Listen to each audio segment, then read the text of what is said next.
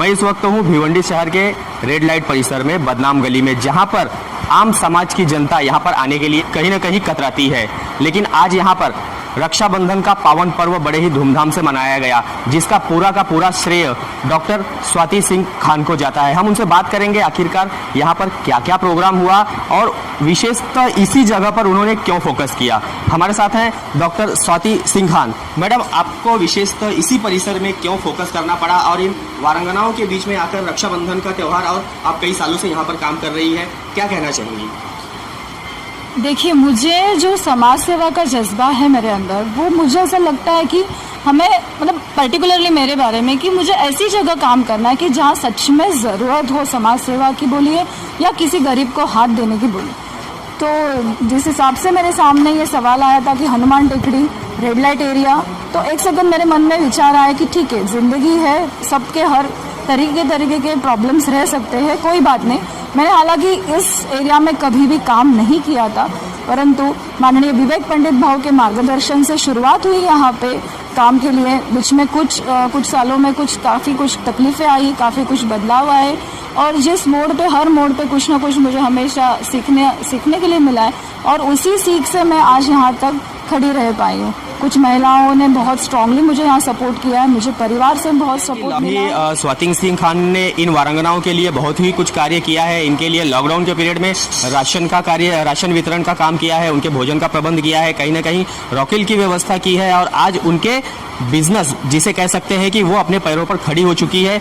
Daily का उनका पेट भरने के लिए जो उनका एक बिजनेस है, वो उन्होंने यहाँ पर स्टार्ट करके दिया है। उनके बारे में क्या बताएंगे? ये सब काम करते समय आपको कितनी कठिनाइयों का सामना करना पड़ा?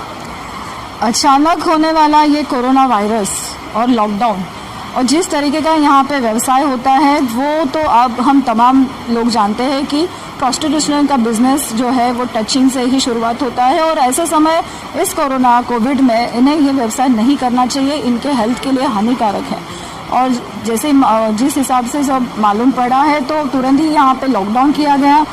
20 मार्च से यहाँ पे लॉकडाउन है, और लॉकडाउन होने के बाद जो प्रॉब्लम थी सबसे महत्वपूर्ण, कि इनका पेट का गुजारा कैसे होगा, क्योंकि लॉकडाउन करना तो ठीक है, बड़ी बात तो नहीं थी, ठीक है, चलो इन्हें समझा दिया और लॉकडाउन हो गया। बट ये वर्ग ऐसा है जो रोज़ कमाएंगे वही रोज़ वो खाएंगे, और हमारे सामने जो प्रॉब्लम थी वो बहुत ही अच्छे तरीके से हमने हैंडल कर पाए। तमाम NGO का हमें यहाँ सपोर्ट मिला है, और उस सपोर्ट के ज़रिए हर घर में राशन पहुँचाया गया। राशन के बाद करीबन लॉकडाउन बढ़ते ही गया है। महिलाओं की हलचल काफ़ी होने लग गई कि हम बैठे बैठे नहीं खा सकते, हमारे हाथ को काम दीजिए। तो ये यहाँ पे जितने भी काम हुए हैं वो मेरी खुद की मर्जी से नहीं किए हुए हैं, जो महिलाओं ने डिमांड की है वही काम यहाँ पे होते आए। उन्हें काम चाहिए था, बहुत ही मशक्क़त के बाद ये काम हमें मिला, जो पैकिंग का है, जिसमें स्किल की ज़रूरत नहीं है, क्योंकि हम सभी जानते हैं कि इनमें कोई स्किल डेवलप करने में काफ़ी टाइम लगेगा। सो हमें ऐसा सिंपल सा काम चाहिए था कि वो आसानी से कर सके। सो अब फ़िलहाल तो ट्रेनिंग पे है, अगरबत्ती पैकिंग का यहाँ काम हो रहा है। पर डे का उन्हें 210 रुपये मिल रहा है, 10 से 5 का ये टाइम होता है।